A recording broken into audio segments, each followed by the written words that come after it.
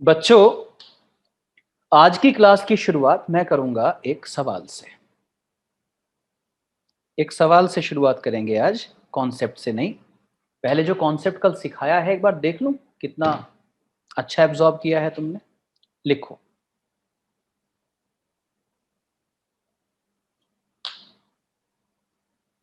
Proton and an alpha particle. प्रोटॉन and एन alpha particle enters in uniform, enters नहीं enter, जरा English का भी ध्यान रखो। enter in uniform magnetic field perpendicularly.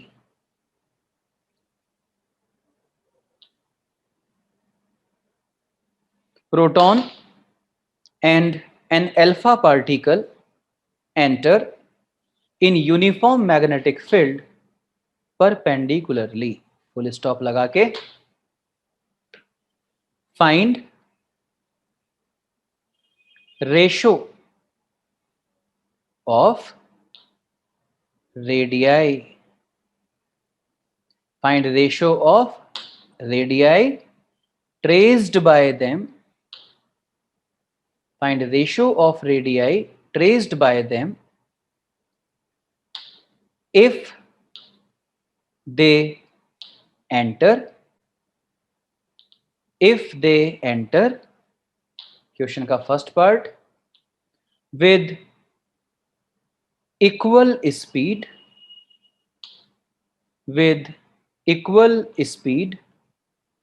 second part with equal momentum,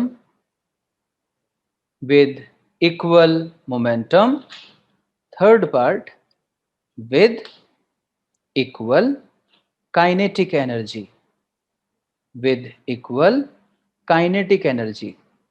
वंश ने कहा है सर वॉइस इज ब्रेकिंग। बच्चों मैंने अभी भी कहा था, एक बार प्लीज बताना मेरी आवाज ठीक आ रही है ना। एक बार प्लीज जरा रिप्लाई कर देना, हाथ उठा के रिप्लाई कर दो आवाज ठीक आ रही हो तो मेरी तरफ से एकदम परफेक्ट है। देखो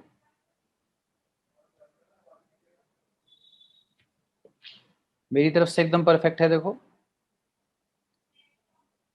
तो proton and an alpha particle enter in uniform magnetic field perpendicularly, find ratio of radii traced by them if they enter. और मैंने सवाल के 3 हिस्से बनाए, with equal speed, with equal momentum, with equal kinetic energy. क्या हम शुरू करें? चलो पहले मैं तुम्हें सवाल समझाता हूं कि देखो सवाल बहुत लॉजिकल है। सवाल क्यों लॉजिकल है आओ देखो प्रोटॉन पे भी चार्ज होता है, बोलो यस सर। अल्फा पार्टिकल पे भी चार्ज होता है, यस सर। मैग्नेटिक फील्ड में एंटर कर रहे हैं और देखो परपेंडिकुलर एंटर कर रहे हैं, ये लिखा। इसका मतलब ये हुआ कि चार्ज पार्टिकल है, मैग्नेटिक फील्ड में परपेंडिकुलर आया।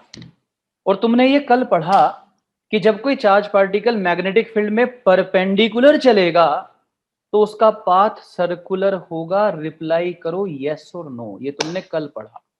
जब चार्ज पार्टिकल मैग्नेटिक फील्ड में परपेंडिकुलर आएगा तो उसका पाथ सर्कुलर होगा, ये तुम कल पढ़ चुके। तो अगर सर्कुलर पाथ होगा तो उस सर्कल की कुछ रेडियस भी तो होगी ना अच्छे बच्चों। तो इसका मतलब रेडियस पे सवाल टीचर पूछ ही सकता है, इसलिए उसने रेडियस पे सवाल पूछा है। उसने कहा एक तो प्रोटॉन है, एक अल्फा पार्टिकल है, दोनों यूनिफॉर्म मैग्नेटिक फील्ड में परपेंडिकुलर आए हैं, तो दोनों सर्कुलर पाथ पे घूमेंगे। तुम जरा दोनों सर्कुलर पाथ की रेडियस जो भी होंगी उनका रेशियो बता दो। तो पहले पार्ट में कह रहा है विद इक्वल स्पीड। चलिए शुरू कीजिए। विद इक्वल स्पीड, अगर दोनों इक्वल स्पीड से आए तो सर्कल की रेडियस क्या क्या बनेगी?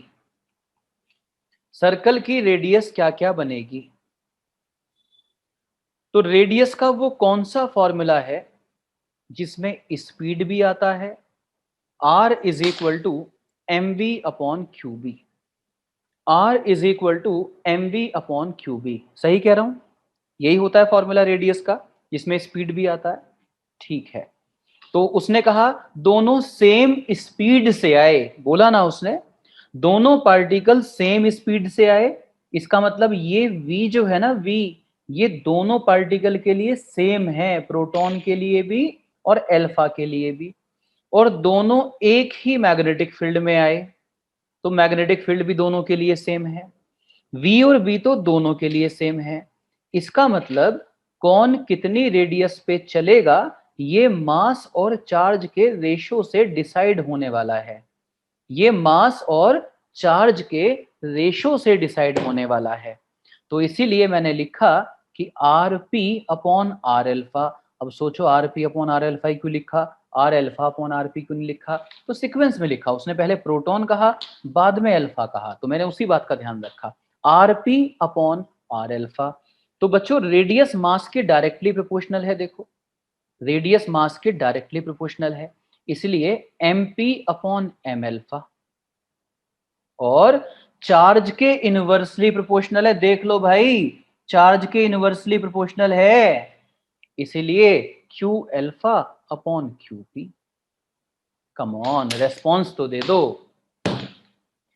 जो रेडियस है वो मास और चार्ज पे डिपेंड कर रही है, मास और चार्ज के रेशियो पे, एम अपॉन क्यू पे डिपेंड कर रही है, मास के डायरेक्टली प्रोपोर्शनल है, चार्ज के इनवर्सली प्रोपोर्शनल है, इसलिए मास के डायरेक्टली प्रोपोर्शनल, पी के सामने पी, अल्फा के सामने अल्फा, चार्ज के इनवर्सली प्रोपोर्शनल, तो पी के सामने अल्फा, अल्फा के सामने पी।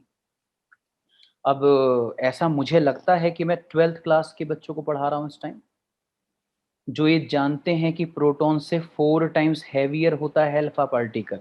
ये मेरी गलतफहमी तो नहीं है ना, 12th में ही हो ना? तो अल्फा पार्टिकल प्रोटॉन से 4 टाइम्स हैवियर होता है, और अल्फा पार्टिकल का चार्ज प्रोटॉन से डबल होता है, अल्फा पार्टिकल का चार्ज प्रोटॉन का डबल होता है, मतलब प्रोटॉन पे जो भी चार्ज है अल्फा का उसका डबल होता है, प्रोटॉन का जो भी मास है अल्फा का उसका 4 टाइम्स होता है।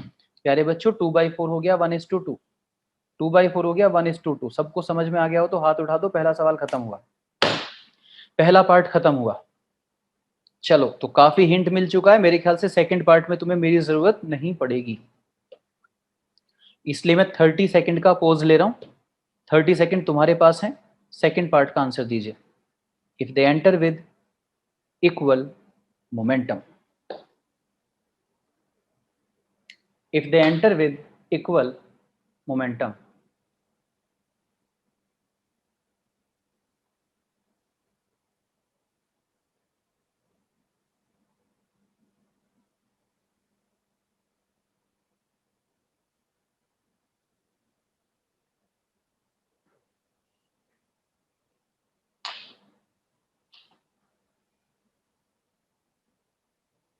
यस अश्विन चेक करता हूं बेटा, मैं अभी चेक करता हूं। प्रियंक, खुशी, कार्तिक, बहुत बढ़िया, सारे बच्चों की स्पीड बहुत अच्छी।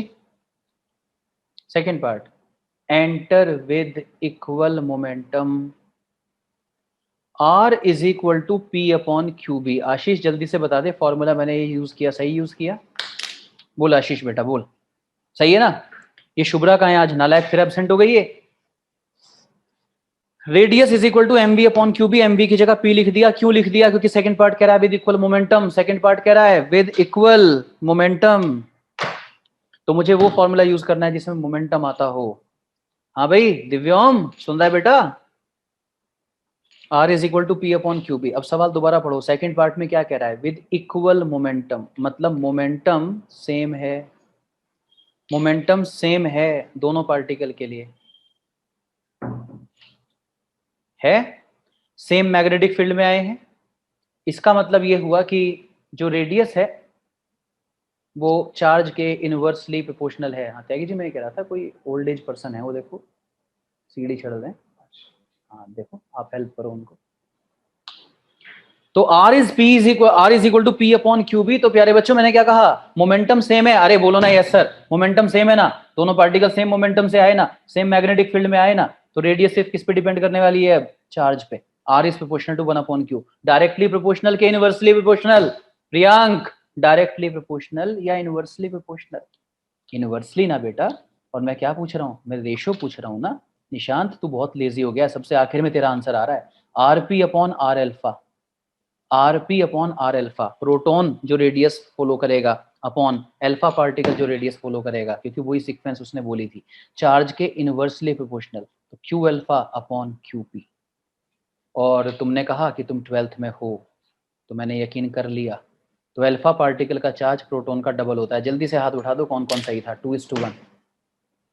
अश्विन, खुशी, निशांत, प्रियांक, आशीष, वैशाली, दिव्योम, वंश, नंदिनी, कार्तिक, वंश। कमाल हो गया वैसे, 3 कंसेक्यूटिव क्लास में लाइव लड़का, वाह जी वाह। सवाल का तीसरा पार्ट, सवाल का तीसरा पार्ट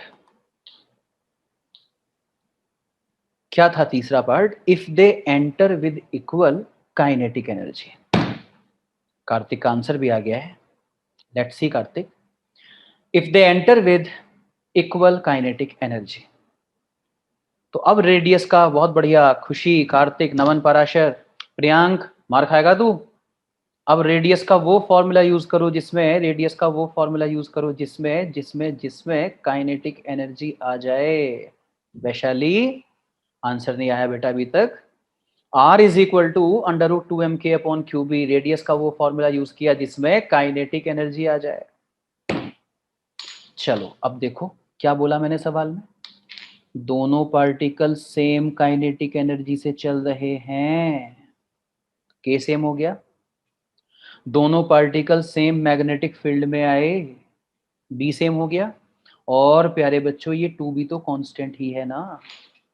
इसका मतलब ये हुआ बच्चों कि रेडियस किसका फंक्शन है, रेडियस किस पे डिपेंड है, न्यूमरेटर में रूट एम, डिनोमिनेटर में क्यू। रेडियस फंक्शन है रूट एम अपॉन क्यू का। अश्विन मैच करेंगे, रूट एम अपॉन क्यू का। इसका मतलब अगर मैं आपसे पूछ रहा हूं radius of the circular path traced by proton divided by radius of circular path traced by alpha particle, तो रूट एम के डायरेक्टली प्रोपोर्शनल है, रूट एम के डायरेक्टली प्रोपोर्शनल है, इसलिए पी के सामने पी, अल्फा के सामने अल्फा। और चार्ज के इनवर्सली प्रोपोर्शनल है, इसलिए Q alpha upon Q P. Come on, से यस सर, से यस सर। प्रोटॉन का जितना भी मास होता है अल्फा का उससे 4 टाइम्स होता है। तुमने कहा तुम 12th में हो, तो प्रोटॉन का मास अगर m है तो अल्फा का मास उसका 4 टाइम्स हो ही जाएगा। प्रोटॉन का जितना भी चार्ज है अल्फा का उसका डबल होगा, प्रोटॉन का जितना भी चार्ज है अल्फा का उसका डबल होगा। √1/4 को मैं 1/2 लिख सकता हूं, और ये 2/1, 2 से 2 कैंसिल हुआ, आंसर हुआ 1:1। जल्दी हाथ उठाओ कौन कौन सही था। वेल डन आशीष, लड़का बढ़िया परफॉर्म कर रहा है कल से। खुशी, वंश गोयल, पावनी, वंश, नमन पाराशर, आर्यन, नंदिनी, मारवा, बहुत बढ़िया बेटा। चलिए शाबाश, 1:1। निशांत लेजी, हर बार की तरह सबसे आखिर में हाथ उठाया। अगला सवाल एक और करें, कॉन्फिडेंट हो सही आंसर दोगे? चलो एक और करते हैं, एक और करते हैं, फिर आगे कॉन्सेप्ट पढ़ाऊंगा। A proton comma an electron comma an alpha particle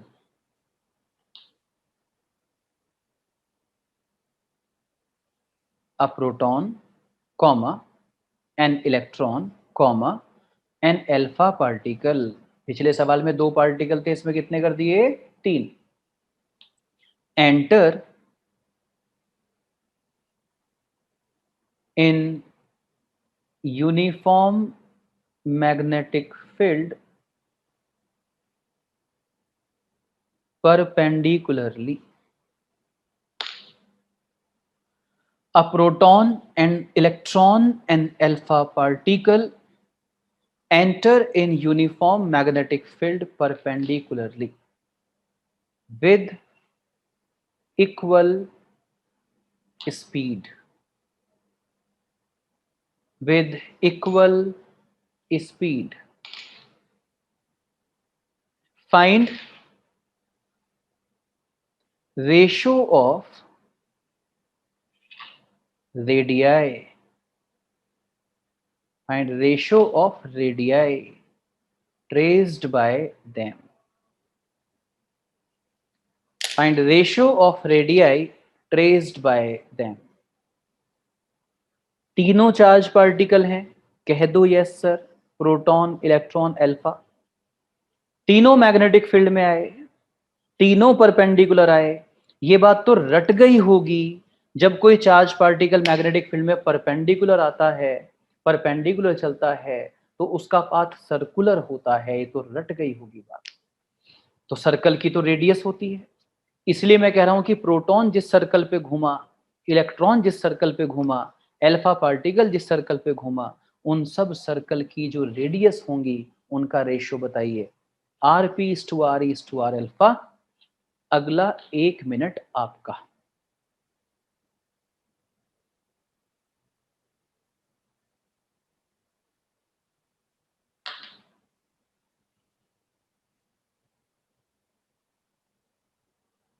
सिर्फ मेरा इंतजार नहीं करना है, कोशिश कीजिए। आपने पिछला सवाल देखा अभी मैंने कैसे किया, ट्राई कीजिए। दिव्योम पेज पलट के नहीं देखना है, पेज पलट के नहीं देखना है दिव्योम, फॉर्मूला तो याद है ना, समझ में तो आ ही गया।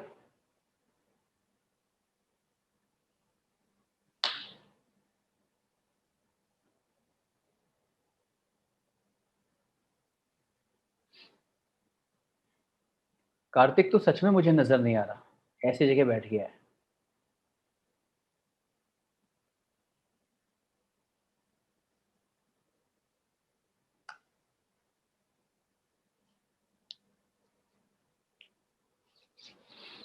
आशीष ने आंसर दिया है 1:1:2। मैं लिख लेता हूं आशीष आपका आंसर।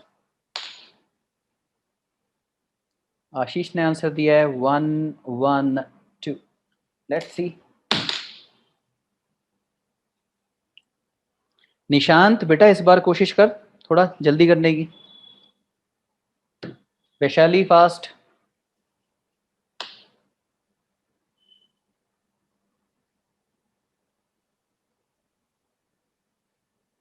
खुशी जल्दी जल्दी बेटा। नंदिनी,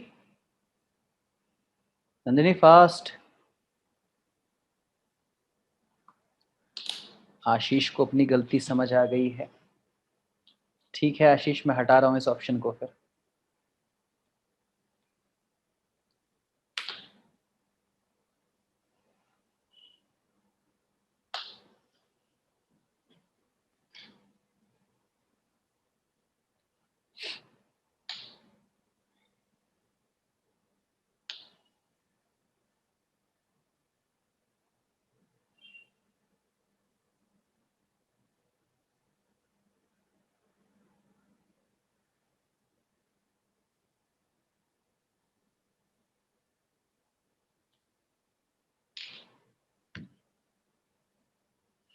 एक भी बच्चा आंसर नहीं देगा क्या?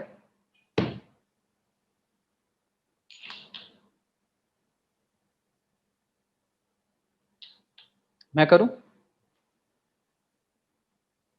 मैं करूं या रुकूं? जल्दी बोलो।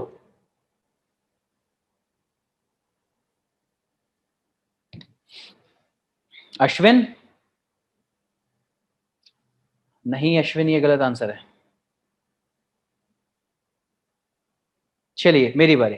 चलो चलो अब मेरी बारी, अब मैं करूंगा, अब मैं करूंगा। देखो जरा सवाल ध्यान से पढ़ो। उसने मोमेंटम वर्ड बोला, काइनेटिक एनर्जी बोला या स्पीड बोला? जल्दी से पढ़ो, उसने क्या बोला? उससे डिसाइड होगा कि कौन सा फॉर्मूला लगना है। उसने स्पीड बोला, तो रेडियस का वो फॉर्मूला लगा दो जिसमें स्पीड आता हो। mv/qb। ठीक है वंश, क्या फॉर्मूला लगा दिया? mv/qb। तीनों की रेडियस बताने के लिए जो फॉर्मूला लगाया वो है mv/qb। ओके। अच्छा, तीनों सेम मैग्नेटिक फील्ड में आए, तीनों सेम स्पीड से आए, लेकिन तीनों के मास तो बराबर नहीं होंगे ना प्यारे बच्चों। यहाँ प्रोटॉन है तो प्रोटॉन का मास ले लिया, यहाँ इलेक्ट्रॉन है तो यहाँ इलेक्ट्रॉन का मास आएगा, यहाँ अल्फा है तो अल्फा का मास आएगा। प्रोटॉन है तो प्रोटॉन का चार्ज आएगा, यहाँ इलेक्ट्रॉन है तो इलेक्ट्रॉन का चार्ज आएगा, यहाँ अल्फा है तो अल्फा का चार्ज आएगा। बोल दो ना यस सर जल्दी से। तो तीनों के मास अलग अलग, तीनों के चार्ज अलग अलग, पर तीनों एक ही मैग्नेटिक फील्ड में आए तो मैंने बी को बी ही रहने दिया, और तीनों सेम स्पीड से आए तो मैंने तीनों के लिए स्पीड भी सेम ही रखी है। आप जब रेशियो निकालते हो तो कॉमन चीज तो हटा देते हो, है ना। तो देखो v by B, v by B, v by B cancel हो गया ना कार्तिक, v बाई बी। तो अगले स्टेप में बचा सिर्फ mass of proton upon charge of proton, mass of electron, charge of electron, mass of alpha, charge of alpha. चलें आगे। अच्छे बच्चों यहां साइड में देखना, प्रोटॉन का चार्ज कितना होता है, E, इलेक्ट्रॉन का माइनस E। बोल दो यस सर।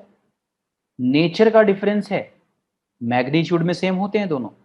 उसका होता है +1.6 into 10 to the power -19, electron का होता है -1.6 इंटू 10 टू द पावर -19। दोनों चार्ज बराबर हैं, नेचर में फर्क है।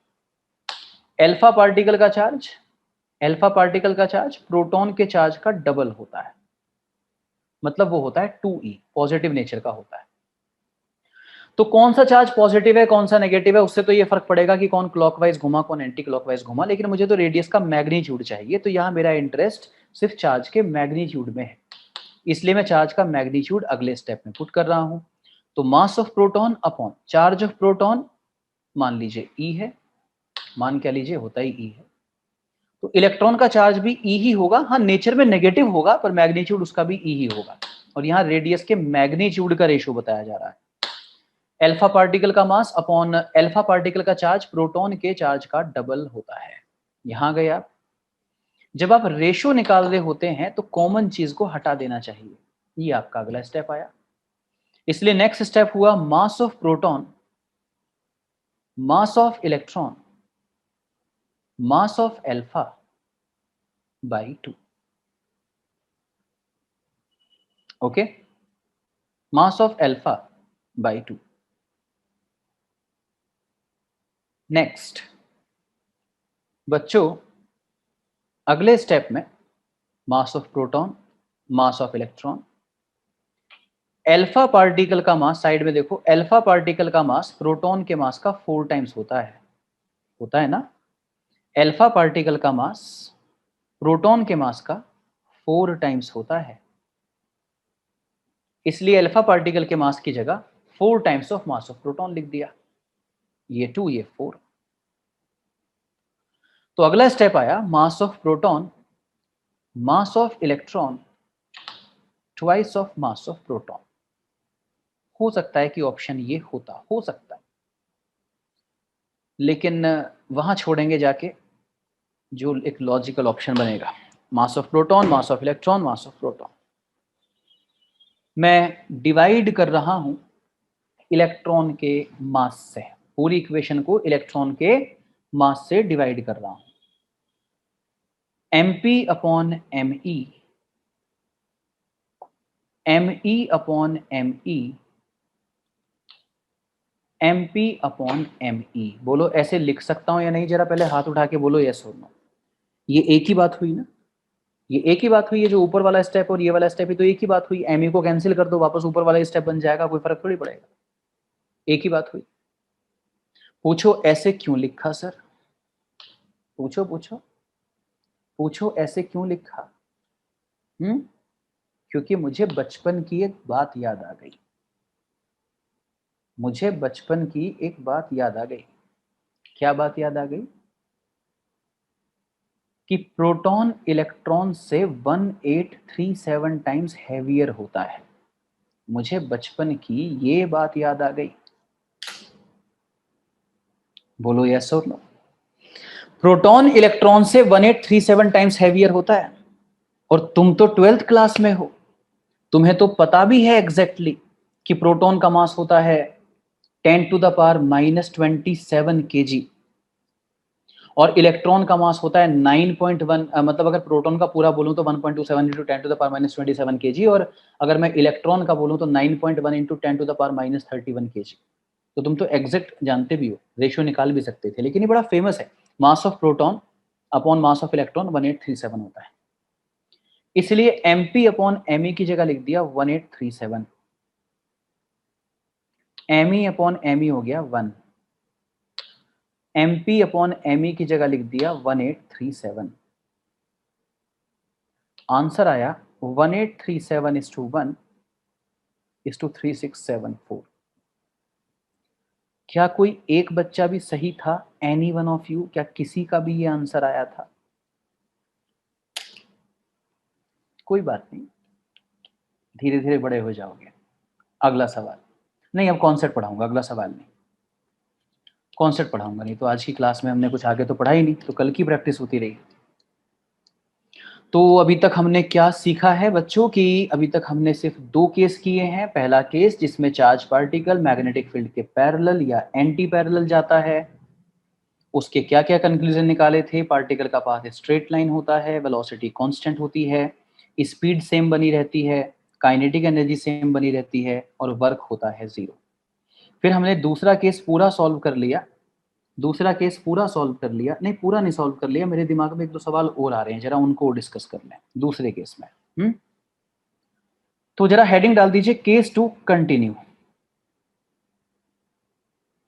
केस 2 कंटिन्यू, जो केस 2 हम पढ़ रहे थे उसी को कंटिन्यू करते हैं। जरा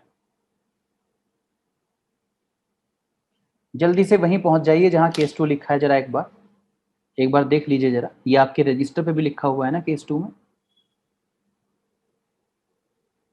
ये रहा केस 2 की पाथ सर्कुलर है, लिखा है ना, पाथ सर्कुलर है। याद है ना कौन देगा सेंट्रीपिटल फोर्स? मैग्नेटिक फोर्स यहाँ पे सेंट्रीपिटल फोर्स बन जाएगा, तो यहां से हमने रेडियस निकाल ली, और speed same, direction variable, kinetic energy same, change in kinetic energy 0, work 0, path circular. सही।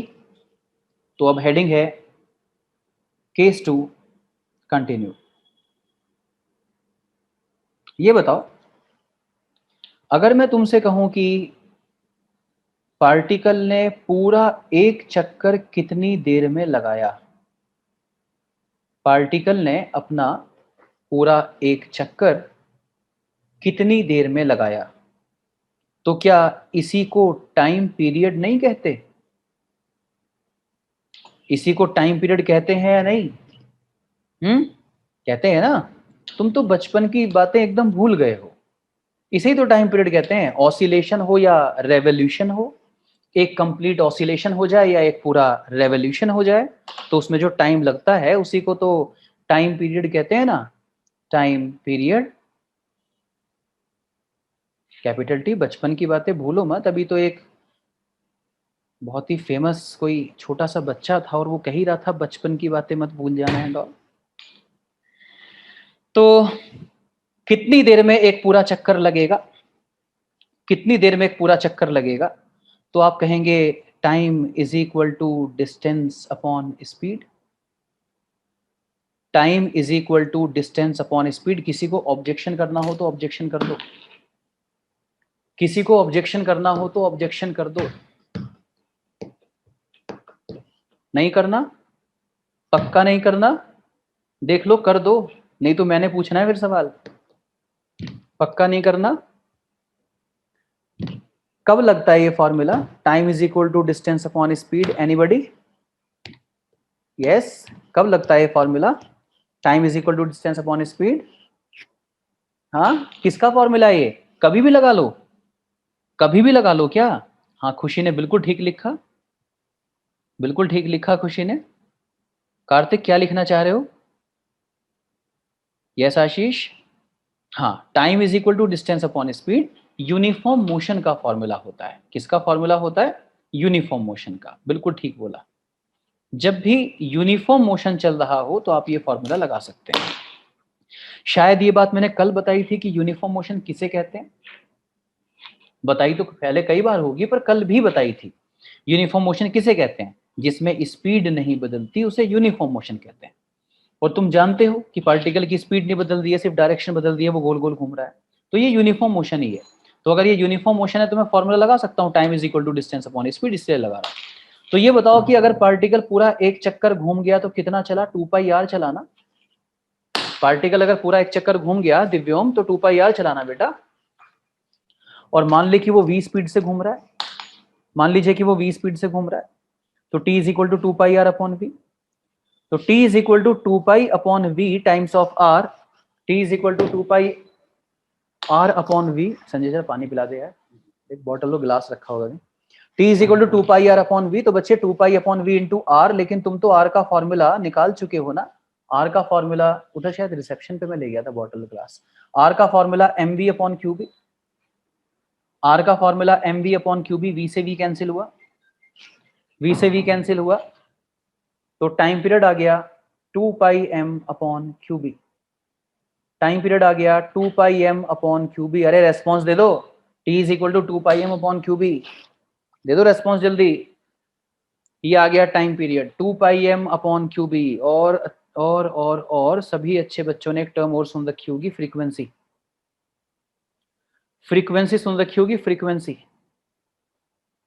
किसे कहते हैं, फ्रीक्वेंसी किसे कहते हैं, किसे कहते हैं फ्रीक्वेंसी? शाबाश, टाइम पीरियड के रेसिप्रोकल को कहते हैं, बहुत अच्छा।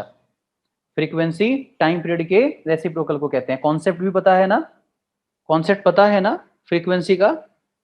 एक सेकंड में जितने चक्कर लगे, एक सेकंड में जितने चक्कर लगे उसे फ्रीक्वेंसी कहते हैं, ठीक है? या एक सेकंड में जितने ऑसिलेशन हुए उसे फ्रीक्वेंसी कहते हैं। तो प्यारे बच्चों, अगर टी टाइम में एक चक्कर लगा, टाइम पीरियड है ना टी, टाइम पीरियड मतलब एक चक्कर लगाने का टाइम। अगर टी टाइम में एक चक्कर लगा तो पर सेकंड कितने चक्कर लगे, 1/t, इसलिए 1/t किसकी वैल्यू हो गई, फ्रीक्वेंसी की, ठीक है ना? तो मतलब रॉकेट साइंस नहीं होनी चाहिए। मैं हमेशा कहता हूं कि फिजिक्स का मतलब है विज्ञान आसपास, तो आपको आसपास जो दिखता है, जो आप महसूस करते हैं, वही फिजिक्स है।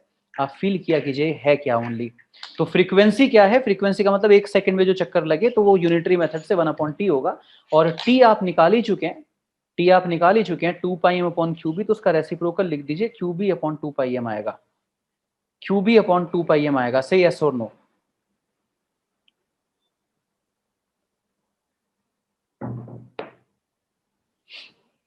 एक टर्म होती है एंगुलर फ्रीक्वेंसी, एक टर्म होती है एंगुलर फ्रीक्वेंसी। एंगुलर फ्रीक्वेंसी सुना होगा, सुना होगा। 2πf, 2πf, f की वैल्यू क्यूबी अपॉन 2πm, 2π से 2π cancel, q b upon m, angular frequency.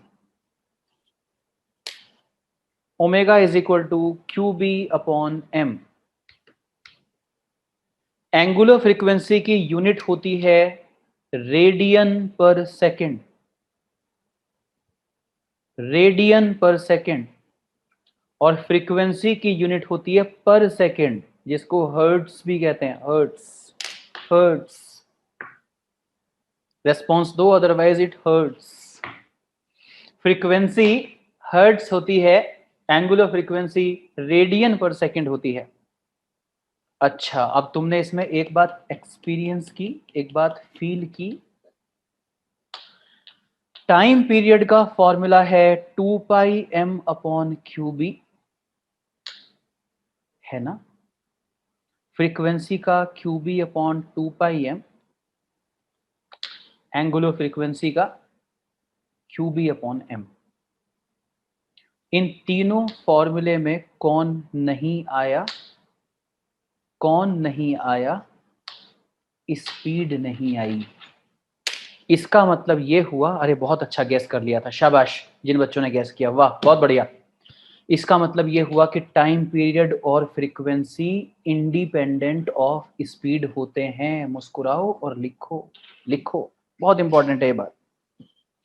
Frequency and time period of revolution, frequency and time period of revolution are independent of speed.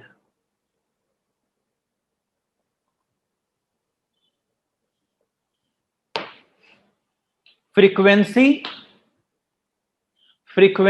and time period, frequency and time period are independent of speed. Frequency and time period are independent of speed. ये बात कुछ awkward तो नहीं लगी? ये कुछ awkward तो नहीं लगी बात? जल्दी से बताओ जरा, इसको थोड़ा सोचना कि मैं क्या कह रहा हूं। फ्रीक्वेंसी और टाइम पीरियड स्पीड पे डिपेंड ही नहीं है। टाइम पीरियड मतलब एक सेकेंड, सॉरी, एक चक्कर कितनी देर में लगा, एक चक्कर कितनी देर में लगा, एक चक्कर कितनी देर में लगा, वो स्पीड पे डिपेंड ही नहीं है। ऑकवर्ड तो नहीं लगा? मतलब चाहे कोई धीरे चल रहा हो, चाहे कोई तेज चल रहा हो, लेकिन उसका एक चक्कर बराबर टाइम में लग रहा है। ऑकवर्ड तो नहीं लगा? बताओ ना। अश्विन, में क्या पढ़ा रहा हूं ना, तेरा ध्यान कहां है? क्या पूछ रहा है तू? ये सब बातें अलग से पूछनी होती हैं, क्लास में ध्यान दे। अरे बोलो ना, जो मैं तुम्हें फील करवाना चाह रहा हूं तुम्हारे मन में तो खुद उठा ही नहीं वो सवाल, मुझे हिंट देना पड़ रहा है। मैं कह रहा हूं टाइम पीरियड और फ्रीक्वेंसी स्पीड पे डिपेंड ही नहीं है। तो इसका तो ये मतलब हुआ कि चाहे कोई तेज चले चाहे कोई धीरे चले, एक चक्कर बराबर टाइम में लगेगा। तो ये ऑकवर्ड नहीं लगी तुम्हें बात? यार तेज चलने वाले को जल्दी चक्कर पूरा कर लेना चाहिए, धीरे वाले को देर से करना चाहिए, सर कह रहे हैं बराबर टाइम में। तो बच्चों, मैं बिल्कुल ठीक कह रहा हूं, मैंने कोई गलती नहीं की है। टाइम पीरियड और फ्रीक्वेंसी सच में स्पीड के इंडिपेंडेंट ही है ना? देखो ऑकवर्ड नहीं लगेगा। क्यों? एक सेकंड के लिए ये और रियलाइज कर लो कि रेडियस mv अपॉन क्यू भी होती है, रेडियस mv अपॉन क्यू भी होती है। तो इसका मतलब ये हुआ कि अगर कोई तेज चल रहा होगा, अगर कोई तेज चल रहा होगा, तो वो बड़ी रेडियस के सर्कल पे भी तो घूम रहा होगा। कम ऑन, अगर कोई तेज चल रहा होगा, उसका v ज्यादा होगा, तो उसका रेडियस भी तो बड़ा होगा ना सर्कुलर पाथ का, तो उसका बड़ा चक्कर होगा। तेज चलने वाला बड़े चक्कर पे घूमेगा, और धीरे चलने वाला जिसका v कम उसका रेडियस भी कम, धीरे चलने वाला छोटे चक्कर पे घूम रहा होगा। तो बताओ, ऐसा हो सकता है ना कि एक बड़े चक्कर पे घूम रहा है, एक छोटे चक्कर पे घूम रहा है, उसको बड़ा डिस्टेंस कवर करना है, इसको कम डिस्टेंस कवर करना है। बड़ा डिस्टेंस कवर करना है बड़ी स्पीड से, छोटा डिस्टेंस कवर करना है छोटी स्पीड से। तो बोलो टाइम बराबर आ सकता है या नहीं आ सकता? जल्दी से रिप्लाई कर दो, जल्दी से रिप्लाई कर दो। अब नहीं लगेगी ऑकवर्ड, यस और नो? तो याद रखना, टाइम पीरियड और फ्रीक्वेंसी, टाइम पीरियड और फ्रीक्वेंसी स्पीड पर डिपेंड नहीं करते। सेम सर्कल कैसे हो जाएगा बेटा? अलग अलग रेडियस के तो अलग अलग सर्कल ही होंगे ना आर्यन। ये तो सवाल ही नहीं लॉजिकल बना जो आपने कहा। मैंने कहा बच्चों टाइम पीरियड और फ्रीक्वेंसी स्पीड पे डिपेंड नहीं करते, लिख दी ना तुमने ये बात। एक बात याद रखना, देखो कैसी याददाश्त है तुम्हारी। अभी अगली क्लास में या शायद उससे अगली क्लास में पूछूंगा तुमसे, देखूंगा कौन रिप्लाई करेगा। अभी आगे जाके हम एक टर्म पढ़ने वाले हैं, साइक्लोट्रॉन। क्या पढ़ने वाले हैं? क्या पढ़ने वाले हैं? साइक्लोट्रॉन, जो शायद इस बार सिलेबस से निकाल दिया गया है, लेकिन मैं पढ़ाऊंगा। मैं इसलिए पढ़ाऊंगा क्योंकि शायद कंपटीशन में तुम्हारे सामने आ जाए, इसलिए मैं पढ़ाऊंगा, है ना? और शायद हटाया है, मैं चेक करूंगा वेबसाइट पे। तो मैं एक टर्म पढ़ाऊंगा साइक्लोट्रॉन। वो एक डिवाइस होती है। क्या डिवाइस होती है? वो आने वाले टाइम में आ जाएगा। साइक्लोट्रॉन इस प्रिंसिपल पे काम करती है जो तुम्हारे सामने लिखा है। तो मैं जब साइक्लोट्रॉन पढ़ा रहा हूँ ना, तो तुमसे पूछूंगा कि बच्चों साइक्लोट्रॉन किस प्रिंसिपल पे काम करता है। देखो किस किस को याद आ जाएगा कि सर ये याद है, आपने बताया था। तो इस प्रिंसिपल पे काम करता है। किस पे? कि time period and frequency of revolution speed का फंक्शन नहीं होते। इस बात की बहुत इंपॉर्टेंस है साइक्लोट्रॉन की वर्किंग में, जो हमने अभी अभी सीखा। चलो अब आगे, चलो चलो अब आगे चलते हैं और केस नंबर 3 करते हैं। कौन सा केस करते हैं? Case number 3। अभी तक 2 केस हुए हैं ना, अब तीसरा केस, केस नंबर 3। पहला केस क्या था? Theta is equal to 0, theta is equal to 0 और 180। यही तो था पहला केस, कि अगर थीटा 0 या 180 हो। दूसरा केस क्या था, थीटा इज इक्वल टू 90। क्या था दूसरा case, theta is equal to 90। तीसरा केस क्या है, थीटा इज अदर देन 0, 90, 180। इन तीनों एंगल को छोड़ के अगर और कोई एंगल है तो उसे हम कहेंगे केस नंबर 3। डाल दिया हेडिंग, इसे हम कहेंगे केस नंबर 3। थीटा 0, 90 और 180 को छोड़ के और कुछ है। ओके, मतलब पार्टिकल ना तो मैग्नेटिक फील्ड के पैरेलल आया, ना मैग्नेटिक फील्ड के एंटी पैरेलल आया, ना परपेंडिकुलर आया, बल्कि किसी रैंडम एंगल पे आया। तो ये पार्टिकल है और ये मान लीजिए इस तरह से मैग्नेटिक फील्ड में आया। आप देख सकते हैं कि एंगल ना तो 0 है, ना 180 है और ना 90 है। डायग्राम बनाओ जल्दी से।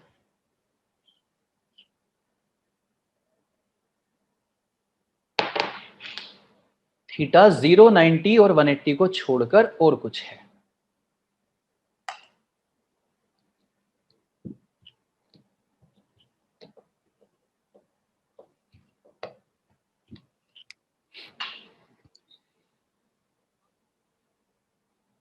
बन गया,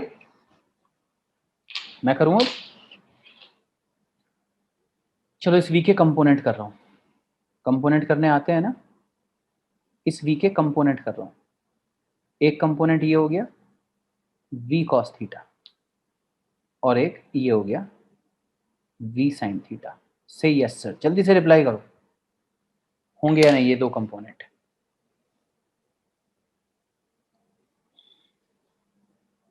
तो जैसे ही मैंने v के दो कंपोनेंट किए, जैसे ही मैंने v के दो कंपोनेंट किए, ये तो वापस केस 1 और केस 2 बन गया। बोलो यस और no. v cos theta magnetic field के पैरेलल आ गया तो बन गया case 1। v sin theta magnetic field के परपेंडिकुलर आ गया तो बन गया केस 2। इसका मतलब केस 3 क्या है, केस 3 केस 1 और केस 2 का कॉम्बिनेशन है। मतलब अगर हमने केस 1 और केस 2 पढ़ लिए तो सारे पढ़ लिए, क्योंकि जो केस 3 होगा उसके कंपोनेंट करके वो केस 1 और केस 2 का कॉम्बिनेशन बन जाएगा। ठीक है, ठीक है, अगर ठीक है तो जरा फील करना मेरे साथ। तो बच्चों केस 1 क्या था कि जब मैग्नेटिक फील्ड के पैरेलल वेलोसिटी होती है तो पाथ कैसा होता है, रिप्लाई करना कमेंट बॉक्स में। अगर मैग्नेटिक फील्ड के पैरेलल वेलोसिटी आ जाती है, मैग्नेटिक फील्ड के पैरेलल वेलोसिटी आ जाती है तो पार्टिकल का पाथ कैसा होता है। बिल्कुल ठीक लिखा है वंश, खुशी, कार्तिक, प्रियांक, यस, खुशी, वैशाली, यस। अगर पार्टिकल की वेलोसिटी, आशीष, पार्टिकल की वेलोसिटी मैग्नेटिक फील्ड के पैरेलल आ जाती है, बहुत बढ़िया प्रेरणा, तो पाथ स्ट्रेट लाइन होता है। बहुत अच्छा, बहुत अच्छा। इसका मतलब v cos थीटा की वजह से पार्टिकल को स्ट्रेट लाइन पाथ पे जाना चाहिए, आगे जाना चाहिए। यस और no. v cos theta velocity जो कि मैग्नेटिक फील्ड के पैरेलल है, v cos थीटा वेलोसिटी जो कि मैग्नेटिक फील्ड के पैरेलल है नंदिनी, उसकी वजह से पार्टिकल को आगे जाना चाहिए, स्ट्रेट लाइन पाथ पे आगे चला जाना चाहिए। अच्छा, अब जरा v साइन थीटा को देखना, v साइन थीटा पे नजर लाना अपनी। v साइन थीटा की वजह से क्या होना चाहिए, v साइन थीटा की वजह से क्या होना चाहिए, v sine theta magnetic field के परपेंडिकुलर है, v sine theta magnetic field के परपेंडिकुलर है। तो जब वेलोसिटी मैग्नेटिक फील्ड के परपेंडिकुलर हो जाती है तो उस वेलोसिटी की वजह से पाथ कैसा होता है, सर्कुलर होता है। बहुत अच्छा रिप्लाई किया सब लोगों ने, शाबाश। तो v साइन थीटा की वजह से होना चाहिए सर्कुलर और v cos थीटा की वजह से होना चाहिए स्ट्रेट लाइन। ठीक है ना। अब मैं थोड़ी देर के लिए सफोस्टिकेटेड लैंग्वेज छोड़ देता हूं, बिल्कुल देसी भाषा पे आ जाता हूं। v cos थीटा की वजह से मैग्नेटिक फील्ड के अलोंग जाना चाहिए और v साइन थीटा की वजह से घूमना चाहिए। v साइन थीटा की वजह से घूमना चाहिए, v cos थीटा की वजह से आगे जाना चाहिए, लेकिन दोनों वेलोसिटी प्रेजेंट है, मतलब घूमेगा भी और आगे भी जाएगा, घूमेगा भी और आगे भी जाएगा। इसका मतलब घूम घूम कर आगे जाएगा। बोलो यस और नो। घूमेगा भी और आगे भी जाएगा, इसीलिए घूम घूम के आगे जाएगा। रिप्लाई तो कर दो, घूम घूम के आगे जाएगा। जल्दी से बना दो डायग्राम, बना दो, बना दो, जल्दी से बना दो। तो पार्टिकल के पास दोनों वेलोसिटी आ गई, तो केस 1 और केस 2 का कॉम्बो बन गया, ये कॉम्बो बन गया। सही। तो कैसा हो गया पाथ? जल्दी जल्दी कंक्लूजन लिखो। पाथ कैसा हो गया? पाथ पाथ कैसा हो गया? क्या बोलते हैं इसको? कभी कभी बिहेव कर लिया करो, कभी कभी उस हिसाब से बिहेव कर लिया करो। जो उम्र है तुम्हारी, 12th में आ गए हो तुम, हरकतें वही चल रही हैं अभी 9th-10th वाली इनकी। हेलिकल, हाँ हाँ बिल्कुल बिल्कुल, कुछ बच्चों ने बताया, मैंने कहा मना किया। पाथ हेलिकल हो गया जी, हेलिकल। पाथ हो गया हेलिकल, पाथ हो गया हेलिकल। चलूं आगे? पाथ हो गया हेलिकल। अगली बात, हाँ जी, हेलिकल पाथ मतलब कुछ ऐसा, ये जो पाथ है एक स्प्रिंग की तरह बन गया, एक सोलेनॉइड की तरह, एक स्प्रिंग की तरह। तो ये जो रेडियस होगी, रेडियस ऑफ क्रॉस सेक्शन, ये रेडियस, ये रेडियस कितनी होगी? तो अभी पढ़ा तो था कि radius M V upon Q B होती है। जल्दी से यस सर बोल दो, क्या होती है radius? M V upon Q B होती है ना। वी मतलब वो वेलोसिटी जिसकी वजह से पाथ सर्कुलर हुआ, वो वेलोसिटी जिसकी वजह से पाथ सर्कुलर हुआ। किस वेलोसिटी की वजह से पाथ सर्कुलर हुआ? क्या ये सिर्फ अश्विन को ही दिखा? उसने तो लिख दिया। कौन सी वेलोसिटी की वजह से पाथ सर्कुलर हुआ? हाँ जी, नालायक, कौन सी वेलोसिटी की वजह से हुआ? सर्कुलर। सर्कुलर उस वेलोसिटी की वजह से हुआ जो मैग्नेटिक फील्ड के परपेंडिकुलर है, वी साइन थीटा। पता है ना किसको नालायक बोला मैंने? पता चल गया होगा। R is equal to M B upon Q B. B वो वेलोसिटी होती है जिसकी वजह से पाथ सर्कुलर होता है, जिसकी वजह से पार्टिकल घूमा, मतलब वो वेलोसिटी जो मैग्नेटिक फील्ड के परपेंडिकुलर है, तो वो वेलोसिटी है वी साइन थीटा। इसलिए R is equal to M B upon Q B में वी को लिख दिया वी साइन थीटा। कूल। आगे चलूं? कितनी देर में एक पूरा चक्कर होगा? मतलब ये देख, ये देख, ये यहां से ये आ गया, पूरा पूरा एक चक्कर हो गया, ऐसे पूरा घूम गया, ऐसे पूरा।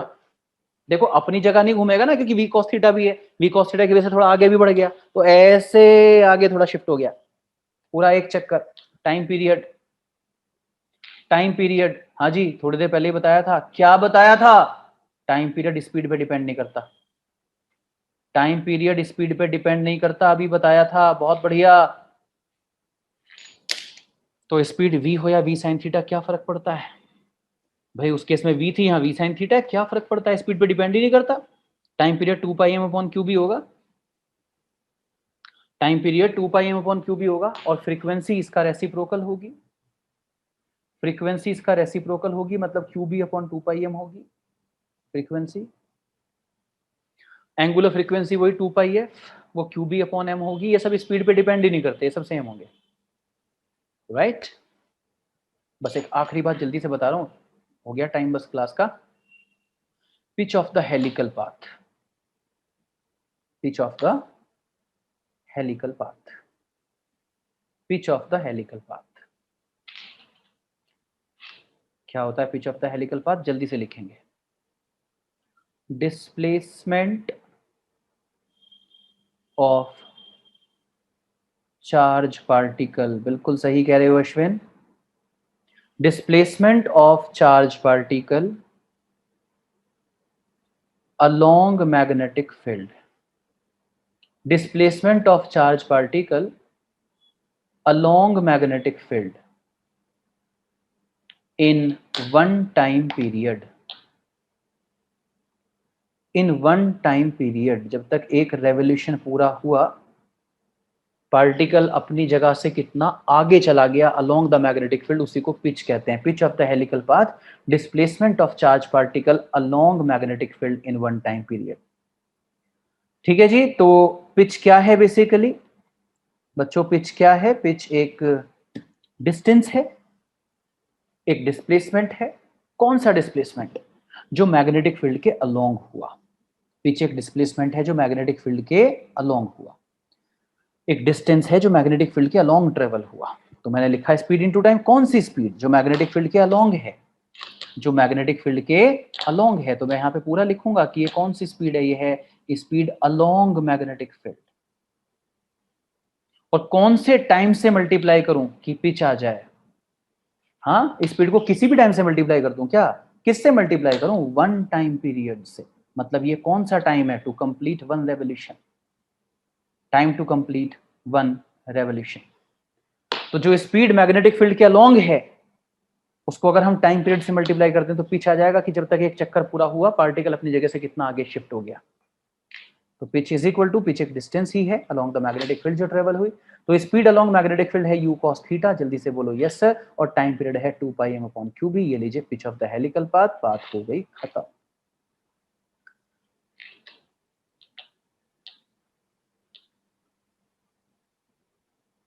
केस 1 और केस 2 का,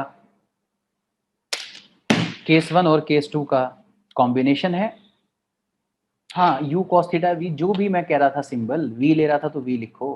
हाँ v था, v cos theta, u cos theta नहीं, v cos थीटा, v है सिंबल। तो केस 3, केस 1 और केस 2 का कॉम्बिनेशन ही है, इसमें कुछ नया नहीं है। स्पीड अभी भी सेम ही होगी, काइनेटिक एनर्जी अभी भी सेम ही होगी, मतलब काइनेटिक एनर्जी में कोई चेंज नहीं आएगा, मतलब वर्क 0 होगा। आपसे मुलाकात होती है कल। Thank you so much. Cross question कल कर लेना, भाग रहा हूं मैं, बाय।